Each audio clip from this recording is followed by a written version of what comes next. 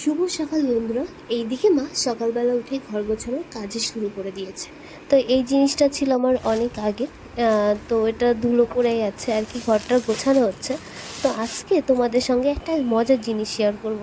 এই যে কাপড় একটা প্যাকেট থেকে বের করলাম, এত টুকরো কাপড়, কি বলতে পারো? এটা আমার হচ্ছে ছোটোবেলায় যখন আমি পুতুল খেলতাম, খুব ছোটোবেলায় যে আমি খেলাটা শেষ করেছি তাই নয়, আমি ক্লাস 9 অবধি পুতুল খেলেছি।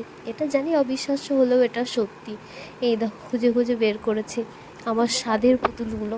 কত কাপড় দেখতে পাচ্ছ। আর এই কাপড়গুলো আমি নিয়ে আসতাম আমার দাদুর কাছ থেকে, মানে মায়ের বাবার কাছ থেকে, কারণ আমার দাদু টেলার্সের দোকান আছে।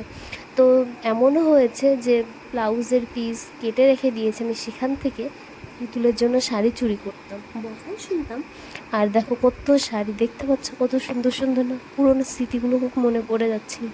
তো এইদিকে আমার পুতুলগুলো যে অবস্থায় আমি রেখেছিলাম সেই অবস্থায় দেখো রয়ে গেছে। মুখ চুখগুলো কেমন হয়ে গেছে, সিঁদুর ফিঁদুরগুলো কেমন সব পরিয়েছিলাম। আর এটা হচ্ছে পুতুলের বর। আগে কি হতো, গ্রামের দিকে আমরা এইভাবেই না পুতুল বানিয়ে দিত, বর বানিয়ে দিত, যে শোলা দিয়ে ঝাঁটার কিল দিয়ে বেশ সুন্দর করে, জানো তো। আর মাটির পুতুলও বানানো হতো, যেটা আমার কাছে এখন আর নেই। এই যে আমার 3টে পুতুল।